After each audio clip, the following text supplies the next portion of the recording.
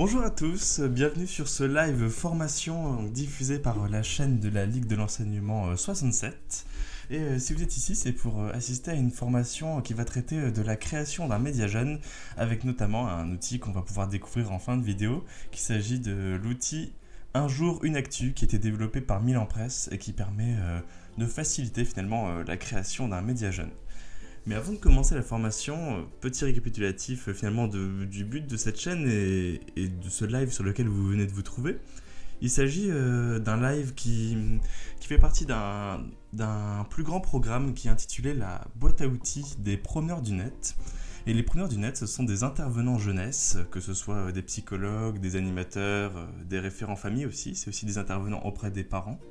Et ces intervenants font le choix de rejoindre le réseau des preneurs du net pour monter en compétences sur le numérique, sur l'usage des réseaux sociaux et sur tous ces sujets annexes mais relatifs au numérique qui pourraient leur apporter et sur lesquels ils souhaiteraient apprendre plus. Les preneurs du net, c'est un réseau départemental qui est soutenu par la CAF. Et ici, dans le Bas-Rhin en tout cas, c'est la Ligue de l'enseignement qui coordonne ce réseau. Donc si jamais vous êtes vous-même intervenant jeunesse et que vous seriez intéressé par l'idée de rejoindre les preneurs du net, autant pour rejoindre un réseau d'intervenants numériques que pour acquérir de nouvelles compétences, sachez que dans votre région, il existe dans chacune des régions un réseau des preneurs du net. Et si jamais vous êtes vous-même un jeune ou un parent, sachez que les preneurs du net sont là pour vous aider et pour vous répondre aux questions que vous pourriez avoir et qui seraient relatives aux nouveaux enjeux des outils numériques. Les précédentes vidéos concernaient principalement, en tout cas elles traitaient toutes du grand sujet des logiciels libres, open source, et nous avons pu aborder des notions telles que le droit d'auteur, telles que la gratuité de certains logiciels. Et maintenant on arrive dans une toute nouvelle séquence, une séquence qui est dédiée à l'éducation aux médias. Donc une séquence qui va permettre d'aborder la désinformation, les fake news, mais qui permet aussi d'aborder le métier de journaliste, un métier qui a connu de grandes évolutions ces derniers temps, notamment du fait de l'arrivée d'Internet et plus encore de l'arrivée des réseaux sociaux. Et donc les 5 prochaines vidéos, donc celles-ci comprises, qui ont lieu tous les vendredis, vont traiter de différents sujets qui gravitent autour de ce grand sujet de l'éducation en médias. Et aujourd'hui, on peut donc parler d'une introduction à ce sujet, puisqu'on va parler de journalisme, et puis on va aussi parler de comment créer un média jeune. Si jamais vous-même, dans votre quartier, dans votre structure, vous souhaitez initier ce genre de projet, ce genre d'initiative, là, c'est le moment de regarder pour voir s'il y a certains outils qui pourraient vous intéresser et qui pourraient vous aider dans votre pratique. Alors déjà, la première chose, c'est tout de même partir d'un constat, qui est aujourd'hui acquis, qui est aujourd'hui difficile de contredire, c'est qu'il n'y a plus de barrière entre les usagers d'Internet, donc notamment les jeunes, puisque c'est le sujet, et l'information. Aujourd'hui, il suffit de taper un mot-clé sur Google pour avoir accès à des informations. Il suffit de se connecter sur un réseau social pour avoir accès à des informations. Et ces informations sont accessibles pour la plupart gratuitement. Certains grands événements ont contribué à cette grande évolution. L'arrivée d'Internet a créé de nouveaux modèles économiques pour les journalistes et les journaux qui ont commencé à se reposer davantage sur la publicité, ou alors des modèles tels que le freemium, modèle qui amène à on pourrait dire offrir un certain nombre de contenus avec l'attente qu'il y ait un petit nombre, une petite minorité de personnes qui soient prêtes à payer pour aller plus loin et pour avoir accès à plus de contenu. Ça, c'est le modèle d'un Candy Crush par exemple, où pour avoir plus de vie, il faut payer, mais Candy Crush, on peut totalement y jouer sans jamais payer. Mais c'est la minorité de personnes qui payent qui vont permettre à Candy Crush et aux créateurs de Candy Crush de se rémunérer. Et il y a beaucoup de journaux qui fonctionnent aujourd'hui comme ça, en faisant des contenus donc premium, payants. Mais ceci fait donc qu'il y a quand on parle des journalistes eux-mêmes, il y a une profusion de contenus, une abondance d'informations qui sont accessibles gratuitement sans même avoir déboursé un seul centime pour y avoir accès.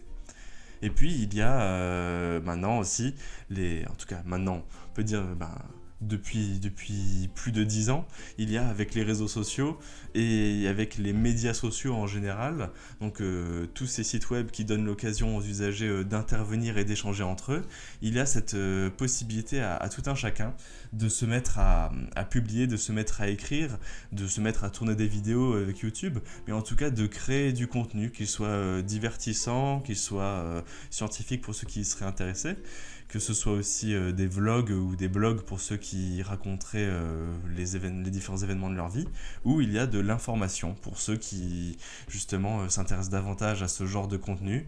Il peut y avoir des informations qui soient locales, dédiées à un quartier, à une ville, ou des informations même sur le plan national avec des journalistes indépendants qui ouvrent des sites, ouvrent des blogs, qui écrivent, ou tout simplement des amateurs qui eux aussi contribuent à la création d'informations. Et c'est là qu'on en arrive à un problème. C'est là qu'on arrive au problème avec cette profusion d'informations. Il est finalement beaucoup plus difficile aujourd'hui de faire le tri de faire le tri parmi toutes ces informations. L'accès à l'information n'étant plus un problème, c'est réussir à choisir quelles informations sont dignes d'être lues et choisir aussi comment rationaliser son temps, puisqu'on n'a que 24 heures par jour avec déjà, on peut dire 8 heures à dormir et un certain nombre d'heures à travailler. Il reste assez peu de temps pour voir des informations, pour y accéder, et c'est déjà tout l'enjeu de chaque média, c'est de réussir à grappiller un petit peu de ce temps dans la vie de tout un chacun pour que leurs articles soient lus. Et à ce jeu-là, il y en a qui vont, on pourrait dire, employer des méthodes qu'on pourrait qualifier de déloyales, voire parfois d'illégales. Il s'agit de la désinformation et des fake news. Ça peut être beaucoup plus simple de diffuser une fake news qui peut être invraisemblable que de diffuser une information tout ce qu'il y a de plus banal, mais qui, elle, peut être totalement vraie. Et puis la désinformation, ce qui est pratique, on peut dire que la désinformation, c'est qu'il est tout à fait possible de s'adapter à un certain public qui attend un certain type d'information et de ne leur donner à manger en termes d'information qu'un certain type d'information auquel ils s'attendent, quitte à les amener à progressivement se radicaliser en publiant justement de la désinformation qui aille dans le sens de leurs idées, mais pas dans le sens de la vérité ou de la réalité. C'est donc tout ce problème qui fait qu'aujourd'hui, l'éducation aux médias s'est grandement développée sur le plan scolaire, mais on ne peut pas dire encore que c'est suffisant, puisque la désinformation continue de se diffuser. C'est aujourd'hui l'enjeu de chaque élection politique, et on ne peut pas passer 5 minutes sur un réseau social quel qu'il soit avant d'être confronté à l'une ou l'autre fake news, qu'elle soit publiée par l'un de vos contacts ou qu'elle soit présente dans le fil d'actualité parce qu'un réseau social l'aurait choisi pour vous. C'est pour ça qu'on arrive finalement à tous avoir cette responsabilité du fait de notre capacité à publier, à partager et à nous exprimer, à avoir cette responsabilité qui avant incombait aux journalistes. La responsabilité de vérifier les sources, la responsabilité de faire le choix des informations qui sont publiées, et la responsabilité également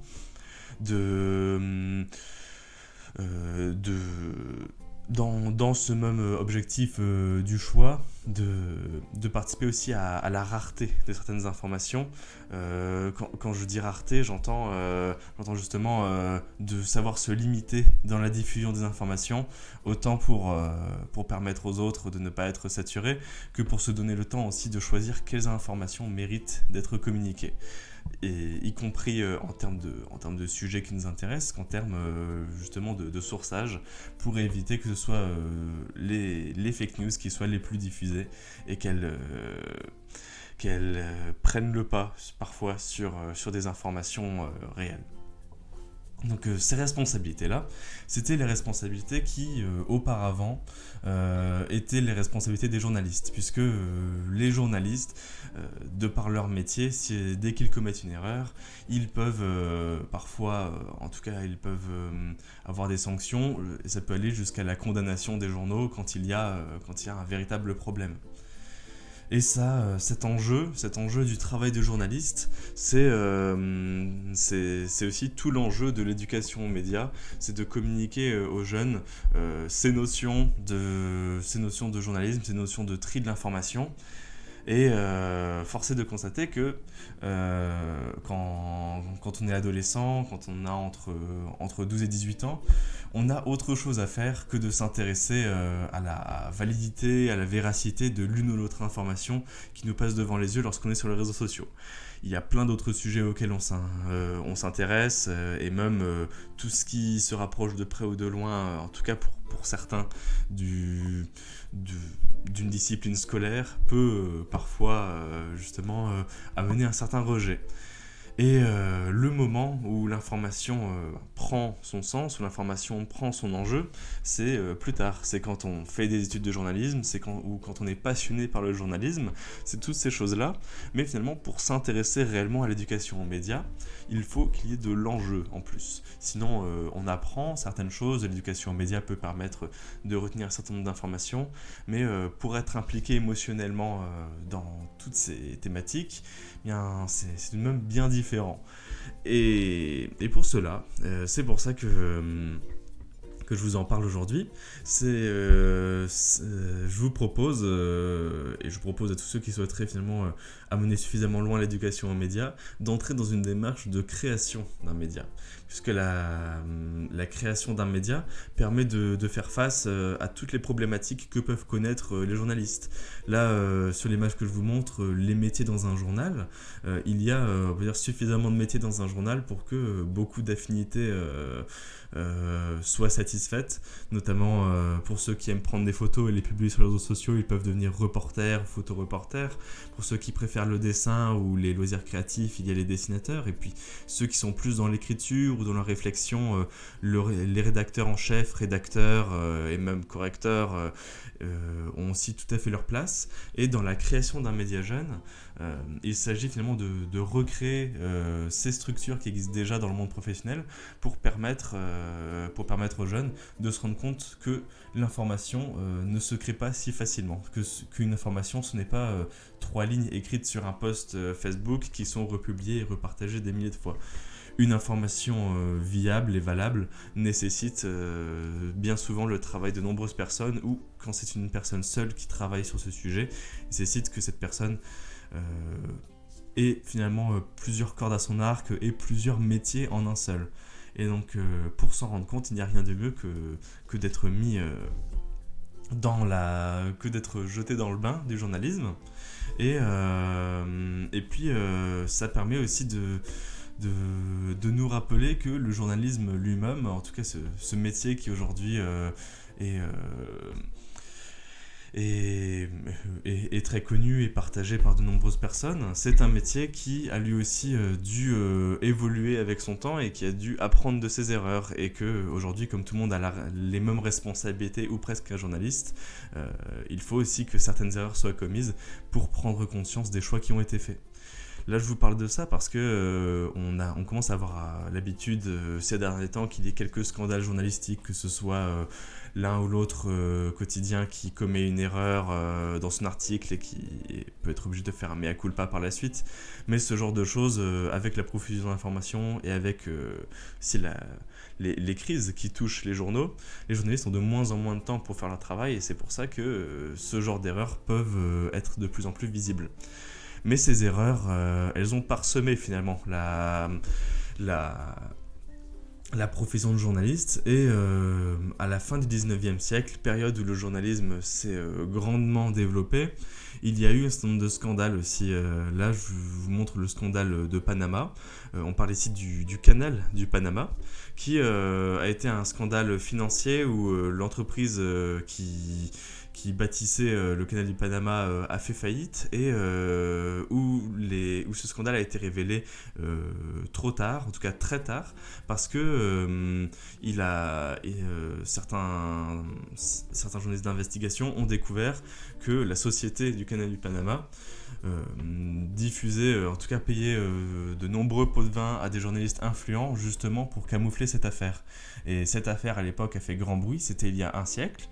Et c'est ce genre d'affaires, que ce soit celle-là, que je vous montre les caricatures aussi de l'époque, caricatures qui sont aujourd'hui moins présentes dans les journaux, qui à l'époque faisaient les unes.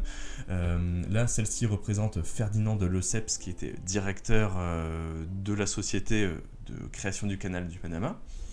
Eh bien, ces scandales ont conduit les journalistes à développer des chartes de déontologie, à développer tout un grand nombre de pratiques, de méthodes, autant pour interdire justement l'acceptation des pots de vin que pour développer des méthodes de travail utiles pour valider les sources, utiles pour permettre une information qui puisse être vraie.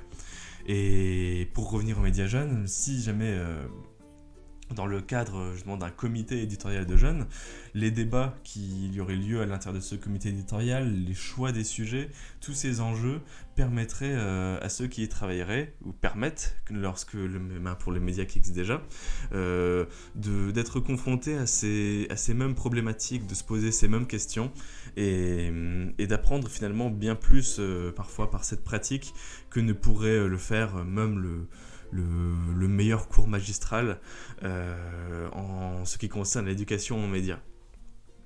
Et donc en termes de choix qui ont été faits, en termes de médias jeunes qui existent déjà, il existe donc des associations qui sont dédiées uniquement pour ça. Si maintenant vous étiez intéressé par l'idée d'en créer un dans votre structure, il y a notamment l'association Jet d'encre qui publie de nombreux parcours pédagogiques pour créer un média jeune, que ce soit un média vidéo, un média écrit, un média de podcast. Cette association s'est spécialisée là-dedans. Il y a des jeunes journalistes qui travaillent là-dedans. Ils ont aussi des partenaires avec des journaux. Donc ça, c'est le genre d'association qui s'est spécialisée là-dedans. Donc vous pourriez toujours contacter ce genre de structure pour créer vous aussi un média jeune dans le quartier. L'intérêt étant finalement, en tout cas en passant par ce genre d'association, d'être accompagné, de savoir où aller. Et de savoir comment mettre en place ce genre de choses. Mais les intérêts de créer les médias jeunes ne se limitent pas finalement à l'éducation aux médias. Créer un média jeune, c'est aussi ça permet aussi d'ouvrir de nombreuses portes à ceux qui participeraient, ça permet de les faire monter en compétences, ça valorise leur parole aussi, qui devient publique, qui peut être entendue et à laquelle ils doivent commencer à faire attention. Et donc par ces débats, par toutes ces choses qui seraient mises en place, ça permet aussi de faire société, de faire découvrir un grand nombre de sujets civiques qui autrement peuvent parfois paraître flous. Et puis en termes de compétences, il y a aussi le choix des photos, développer son style, tout ce genre de choses qui gravitent autour du sujet de l'éducation aux médias et qui, au fur et à mesure de l'évolution du média jeune que vous auriez créé, ne manquerait pas d'être soulevé et ne manquerait pas d'amener finalement des débats très intéressants et puis peut-être permettre à certains de trouver même leur vocation. Donc tout ce genre de choses, ça peut être des atouts intéressants dans la création d'un média jeune. Et pour le créer, je vais vous présenter maintenant un outil qui lui peut être mis en place très facilement, qui concerne des médias écrits cette fois, mais qui peut servir de bonne base. Pour le faire, il s'agit de l'outil qui a été créé par Milan Presse à partir de leur quotidien Un jour, une actu. Alors je vous présente ici, c'est le journal qui présente un certain nombre d'articles. Donc on est sur un média qui s'adresse fin primaire, début collège, donc ça ne s'adresse pas forcément à tous les publics. Toutefois, il y a quand même des articles très intéressants. Il y a par exemple un jour une question que vous pouvez voir ici. Ce sont des petites vidéos qui répondent à des questions qui ont été envoyées par les lecteurs. Et certains de ces articles attirent déjà un grand nombre d'interactions. Par exemple celui-ci. Pourquoi dans certains pays les enfants travaillent-ils ? Une question qui revient toujours. Moi-même, quand j'étais plus jeune, j'ai eu l'occasion de vraiment m'intéresser à ce genre de questions parce que c'est des grands débats qui questionnent, notamment nous ici en France où on a l'école obligatoire.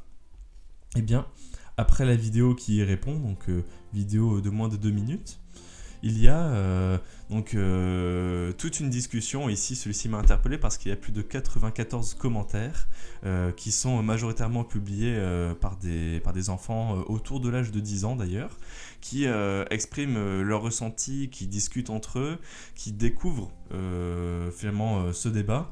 Et ici, contrairement aux réseaux sociaux, comme c'est sur un site qui est contrôlé, qui est modéré, c'est un débat finalement sain qui évite l'insulte, qui évite les invectives et qui permet aussi de développer finalement son esprit critique.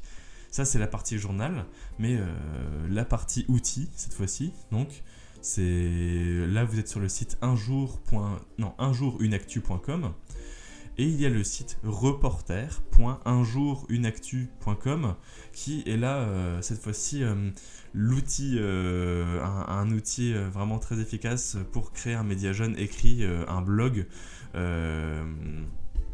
qui peut être par la suite accessible, qui peut être diffusé et qui permet de découvrir le métier de journaliste par divers outils que je vais tout de suite vous présenter. Ici, d'ailleurs, si je vous en parle, c'est aussi parce qu'il est écrit en partenariat avec la Ligue de l'enseignement. Donc, ça fait que j'ai tendance aussi à connaître d'autant plus cet outil.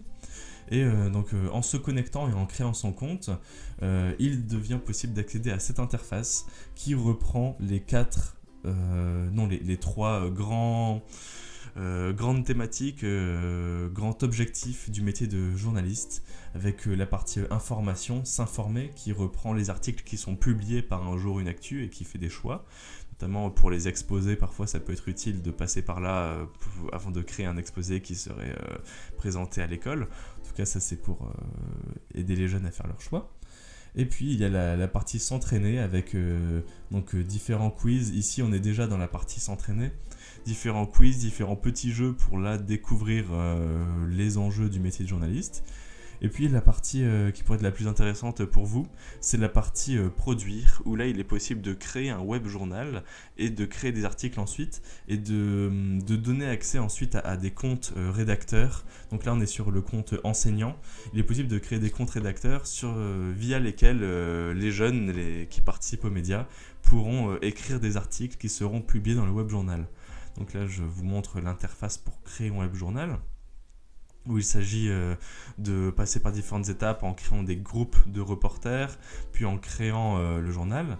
Et puis ici, cette partie la plus visible, la plus intéressante, c'est celle de création d'un article qui reprend aussi toutes les parties des journaux papier avec le titre, le chapeau de l'article, l'image, la légende de l'image, le crédit photo qui est aussi quelque chose de très intéressant, c'est très intéressant qu'il l'ait mis et finalement c'est aussi essentiel et obligatoire puisque le crédit photo permet à la fois de sourcer l'origine de la photo et de créditer, d'attribuer la photo au photographe.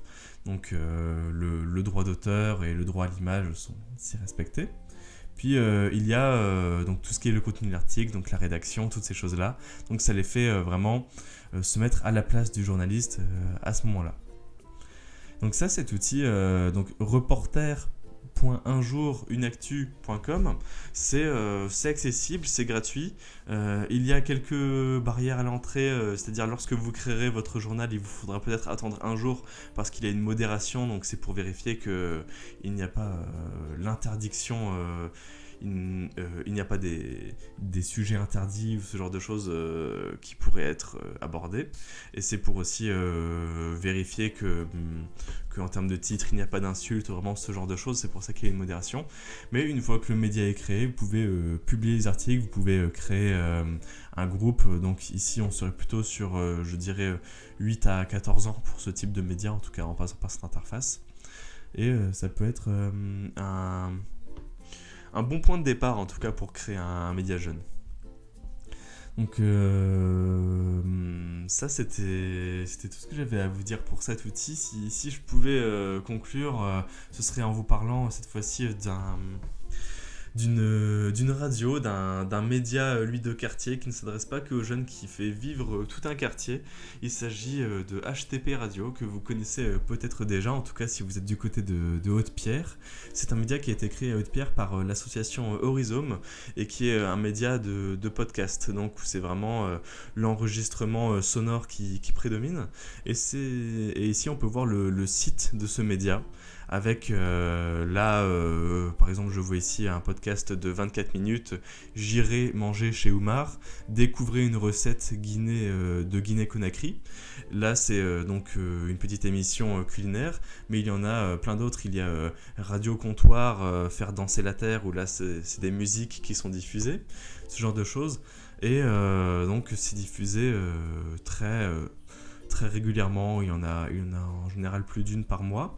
Et là, ce média est l'exemple d'un média qui donc a été créé par une association de quartier, l'association Horizome, qui fait vivre un quartier, qui va au-delà même d'un groupe de jeunes, et qui répond finalement à tous ces objectifs d'ouvrir des portes, de donner la parole, de valoriser cette parole, et de donner l'occasion aux habitants de penser aussi, de participer à une œuvre journalistique, et de penser leur quartier aussi via cet outil de création de médias. Ça c'est ces genres de projets, de beaux projets qui ont été créés localement, et avec tous les outils qui existent aujourd'hui, que ce soit YouTube, que ce soit maintenant, il suffit d'un téléphone portable pour enregistrer la voix, pour filmer, pour prendre des photos. Il suffit finalement de ce téléphone portable pour créer son propre mini-média jeune, ou mini-média parent, mini-média local en tout cas. Et maintenant, si jamais ce genre de sujet vous intéresse, eh bien, il ne vous manque plus qu'à vous diriger et à vous donner le temps de créer ce genre de choses, et à vous donner le temps aussi d'aller vers les personnes qui ont déjà créé ce genre de projet et qui pourraient vous aider à les conclure. J'espère que cette vidéo vous aura plu, que cette vidéo vous aura appris des choses sur la création d'un média jeune. Elle sera bien sûr publiée sur YouTube, comme toutes les vidéos de cette chaîne, comme toutes les vidéos de la boîte à outils des Promeneurs du Net. Et maintenant, je vais vous dire au revoir, et je vais rester 5 minutes pour ceux qui auraient encore des questions à poser.